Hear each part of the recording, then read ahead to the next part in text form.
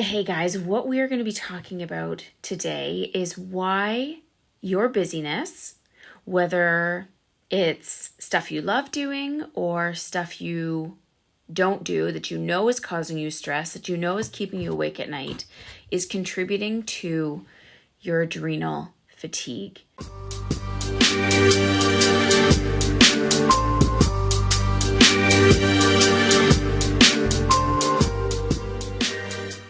And so this time of year, I would say probably 80% of the patients that I've seen this week complained of just how tired they are, how wiped out they are, how early they're going to bed and sleeping all night and just dragging their feet in the morning.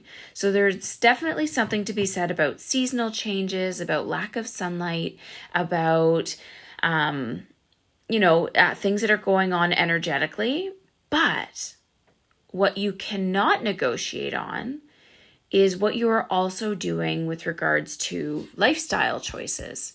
So if you have a jam-packed schedule, if you are constantly running around all the time and you have no time to just stop and breathe and take care of yourself, if you are having issues with saying no to commitments, with saying no to people, if you feel and you know that you are doing everything, you are taking care of everything, you are taking the brunt of all of the responsibility for your family, and you know that you aren't living the best life that you want to be. You are saying no to a lot of the things that you would like to do for the sake of others. This is the stuff. This is the formula for what is going to cause that level of burnout and fatigue and general feeling of unwell. And this is what we're going to be breaking down today. And I'm not going to be talking about, taking all the vitamins and here's the exact protocol that you need to do. What I'm going to be breaking down for the majority of this video today is how women need to start saying no. You need to start advocating for your wants and needs.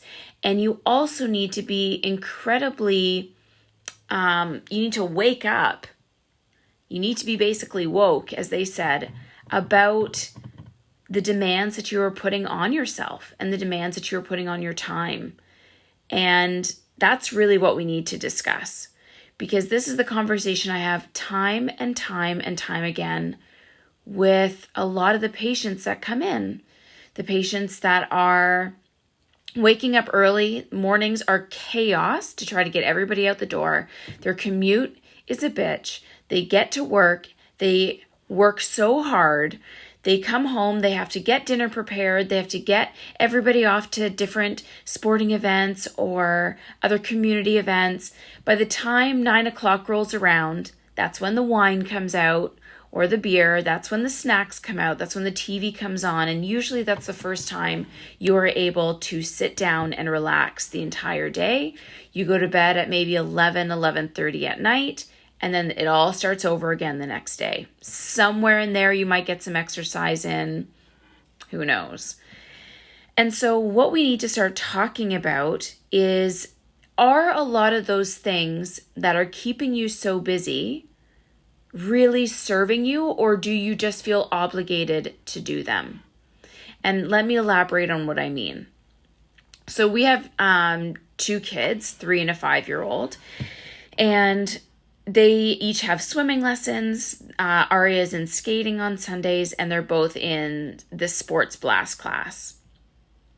Usually only one of us will go between my husband and I, and we swap out so that the other one can either stay home and get dinner going, or can stay home with the other child, or if they've had a really rough day, they can just stay home and have a quiet house. So while there's that part of parenting that you feel that you need to be there, that you need to be at all of the events, that's the only way that you're going to feel like a good parent is if you show up to every single swim meet, if you show up to every single sports blast, if you show up to all the skating. Yes, you don't want to be missing those moments, but it's also okay for you to miss 1 or 2, or maybe even 50%. if getting that hour back, because even if the event is 30 minutes, you're still losing an hour, because you have to commute, you have to get them ready, you have to get them unready, and then drive home. So if getting that hour back gives you a sense of self-care, if it gives you a sense of getting your time back, if it gives you this sense of asking for what you want and actually getting it, and that re-inspires this belief and potential that, oh, maybe I don't need to give up all of me. Maybe I don't need to give up all of my time. Maybe I can ask for what I want, and I will receive that when I ask. It's really, really hard for us to ask for help. It's really, really hard for us to admit that we're drowning. It's really hard for us to also see why we need help and why we are drowning. And so with regards to the adrenals, these are your stress glands, and the busyness that we're talking about, whether you are doing something that is really stressful and negative, meaning awful commutes, demanding boss, maybe your relationship with your partner is not as great as it could be, these definitely contribute to adrenal fatigue, and we understand why it does. But if we're also talking about the positive things in your life, I'm a business owner. I run 3 clinics. I have 2 kids under the age of 6. I have a husband. I have all the financial responsibilities of owning a house and raising children and running 3 businesses. None of those things would I ever classify as negative stressors. I love the life that I've created. I love the semblance of balance that I've created. I love the communication that my husband and I have. But I cannot negotiate with the fact that it is still a stressor on my body. We could even go so far as to talk about different levels of exercise. Exercise we always think is the most positive thing, that it's so good for you and it has so many health benefits. And yes, it does. But the intensity to which you are working out is also a stressor. If you are coming home already feeling just exhausted from the day, and then you push yourself to go do some HIIT class or spinning class or CrossFit class, and you're like falling asleep on your drive home, I can guarantee you that you are pushing your body way further beyond its means. And it is not going to reward you with losing weight, with not having achy joints and sore muscles and not feeling tired. It is going to feed into that cycle because you're not listening. You're not listening to the dashboard that is telling you, you are pushing me too hard. You are demanding too many things. And yes, while we can cope, and yes, while we can get away with doing all of those things, and it's something that we've just been doing our whole lives, and you couldn't imagine having free time or free space, it doesn't necessarily mean that your body is going to fall in line with that. Your biology doesn't understand the difference between negative or positive stressor. And so when we talk about exercise, that's a physical stressor. But if we're also talking about mental, emotional health, that is very much a stressor as well. And that is something that we as women love to power through and take on the world and take on everybody's feelings and emotions and needs and cares, and we'll make them a big dinner and we'll just have scraps, or we'll just have the bad food, or we need to get 2 or 3 hours worth of work done, but we'll wait until everybody falls asleep first before we do that. We don't have to be martyrs. We don't have to continue to succumb to this level of busyness. And there's always someone out there who can help. The most important thing is that you need to ask for it. So with my marriage, there was a time early on where I was just feeling like I was working, contributing to the finances, and then also I felt like I was starting to be a maid, a babysitter. Like I was making the babies and taking care of them. And while that is the evolutionary role of a woman, and yes, our bodies are built to do that, I was not having it. I am not a woman from like the mid 1900s. I am a millennial woman, and I enjoy working. I enjoy running a business. I enjoy contributing financially. I do not enjoy being a caregiver, and I do not enjoy being a maid and cleaning up the house. So we had a pretty serious conversation at one point about how I was feeling so overwhelmed with running and managing and doing all of the roles. Now, this is my perception of what was going on, so be it as it may. And I told my husband, I said, look, Scott, like if this is how it's going to go, I can promise you this marriage is not going to last very long. I know where my hard limits are. I know when I'm starting to act and be a person that I don't want to be. I was irritable. I was becoming resentful. There was a week where we didn't even speak, and I don't even remember what caused it, but that is not a sign of good communication in a marriage. So we had a very real conversation about how I was feeling, and we had this in a non-threatening way too. So often we as women will get pushed into a corner and we will finally explode like a kettle and just like splurt all of our emotions on our partner or whoever the person is that we're talking to. It is not constructive, it is not helpful, and it certainly isn't going to help your case. So I learned very quickly that if I'm like livid upset, I need to take a moment or a few days and collect my thoughts, understand where my emotions are coming from, understand why I'm feeling the way that I'm feeling, so that when I do talk to my husband, I can talk to him in a calm, logical way so that he can receive what I'm saying. And I'm very fortunate that I have a husband who is incredibly receptive to our talks. And when I'm feeling pushed or when I'm feeling overwhelmed or when the busyness is too much, he will take into account what it is that I'm saying and typically will try to change as quickly as he can. So very fortunate that way. And that was something that we had to work on together for sure. But coming full circle, when I was feeling this, when I was feeling that I was doing all of the jobs, when I felt like I was doing all of the nurturing, caregiving jobs and running a business, it was just too much. And I knew that I wasn't going to be able to sustain it. So I just kind of said, like, if you can't figure out how to start doing some of these things around the house and help me take care of the kids and help me raise our family, then I'm pretty much going to be out. I can promise you in a couple of years, this marriage isn't going to be here anymore. And we will go through cycles, right? So it's hard for everybody to stay in one particular path. But what we have created, which I found to be so incredibly effective, is we have a whiteboard in our kitchen.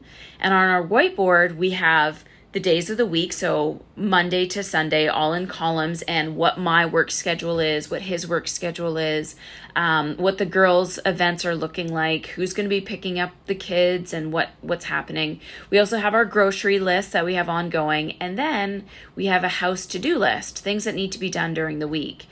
So every Sunday, we will have like a 5-minute powwow, Scott and I in the kitchen in front of the whiteboard, and I will say, okay, this is what the week looks like. This is where I'm at.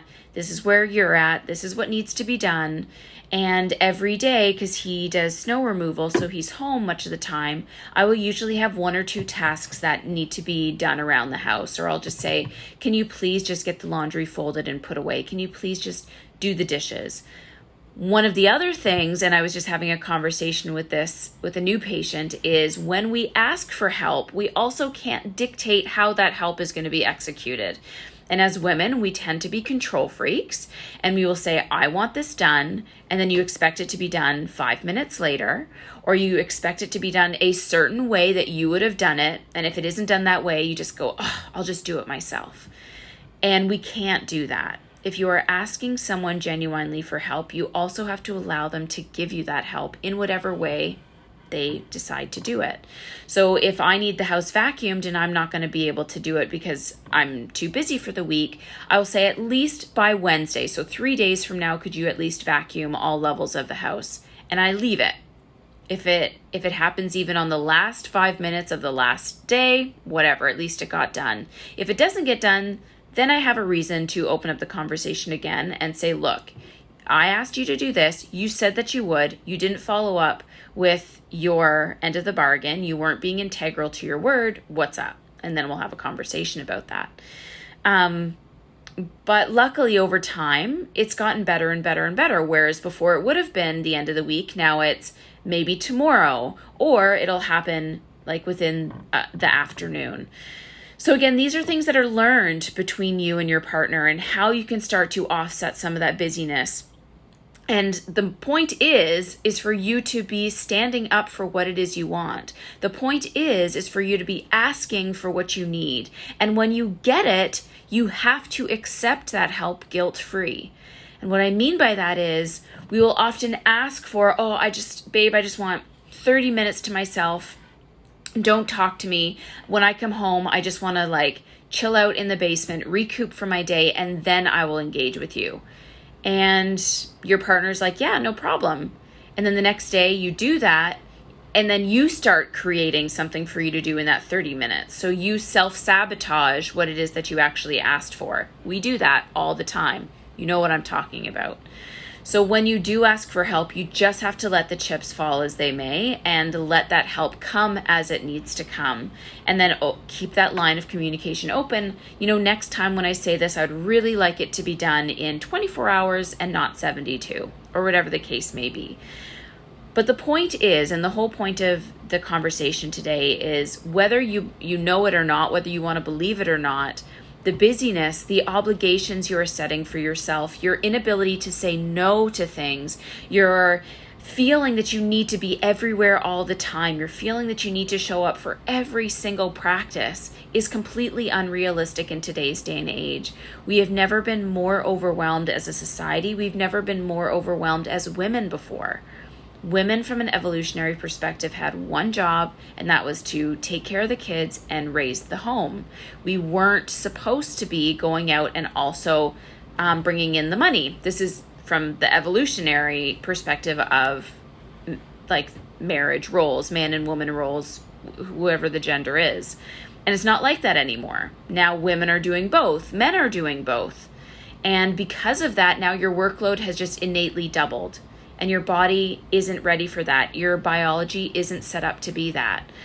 So, on top of asking for what you need, on top of recognizing how busy your life is, on top of opening up communication and communicating well, which is a learned skill, with whoever it is you need to be talking with, you do need to be fueling up the tank. You need to be looking at your body like a car. And if you were to drive it all over the place, pedal to the metal from here to Montreal and back and never fill it up with gas, you would think that that is completely crazy. Like, who doesn't fill up their car with gas if they're driving all over the place? But we do this to our bodies every single day. And that's why with the GAP protocol at the very top, we have our maximentals. Our maximentals are 3 to 4 liters of water, getting in a high dose of vitamin D, getting in a maintenance dose minimum of fish oil, castor oil to help with liver support, and a multivitamin shake or capsule. Those things have to be in your routine every single day. You need to be fueling up your tank every single day. And then down through the GAP protocol, we have the gut, right? Making sure that the gut is taken care of, that you're not eating foods that are spiking your blood sugar, like carbohydrates. And I've been on a grain-free diet for the past 3 weeks, and it took me about 2 weeks of those 3 to stop being angry about it. But it's amazing how much better I feel, how much more sustained my energy is, how full I feel, and how little I need to be snacking, whereas before I would just be grazing all day long. If you are in an adrenal fatigue state, that sugar spike that you are experiencing is also going to be like kicking a dead horse because your body can't rev anymore. You're giving it no fuel except for just fumes. And sugar is basically fumes, and that's why you'll crash in the middle of the afternoon. That's why you'll crash as soon as you come home, because you're not nourishing your body correctly. So I love a multivitamin protein shake because it's giving you all of the vitamins and minerals you need, but it's also giving you that protein you need for sustainability, that protein that's going to keep your blood sugar nice and stable, that is going to help you with your metabolism and your energy and productivity goals. And it's going to help you with your weight loss goals as well, because the number one thing we don't eat enough of is protein, and we love our carbohydrates, and we need to keep that to a minimum. So as we get through the digestive system, we avoid the foods that cause inflammation, whatever those foods are, heal the gut, nourish the gut, focus on the maximentals, and then we get into the adrenal section. A in the GAT protocol is for adrenals. Herbal support is going to be your friend. If I don't take adrenal support every single day, I show up as the worst, most irritable tornado of a person, and my family, of course, gets the brunt of all of that, because you don't do that at work because you can't. But you do it at home because that's your safe place. So I always recommend some form of adrenal herbal supplement, whether it be liquid or capsule, but you take that every single day as soon as you wake up. And that's going to really help to nourish those adrenals even more, and basically just like load it up with NOS and give you that energy, that spike that you need, protects your immune system, helps your metabolism, all of those things. You just can't expect your body to keep going the way that it's going, the way that it is going. You need to be supporting it. So if any of this resonates with you, and I know people have been kind of hopping on and off throughout this live call, and I do encourage you to watch the entire thing over again, because we're talking a lot about just your lifestyle choices that you've made and the busyness that you've created and how it's impacting your adrenal glands. Go back and watch this entire thing. And then I want you in the comment section to write yes, Y-E-S, that you know that you need support, that you know that you need a little bit of guidance, that you know that you need a little bit of help to get this back in order, to get that energy back, to feel like yourself again, to feel like you can withstand this busyness, because I'm not trying to take it away from you. I'm just saying you have to be realistic about what your body needs, and you're just not. If this is resonating with you, then you are not taking care of your body well. You're not tuning it up. You're not doing your oil changes. You're not filling it up with gas. You're not putting on your winter tires, so you're just slip sliding all over the place right now. It's not okay. But it's not permanent, and it is something we can bounce back from. So if you need support and my team can support you, all I want you to do is write Y-E-S, yes, in the comments section, and we will reach out to you and set up a time where we can meet, go over your chief concerns, your health history, and figure out a plan that works for you and your lifestyle, and it won't blow your budget. So I really look forward to meeting you, because this is something that if you don't need the support, a woman in your life does.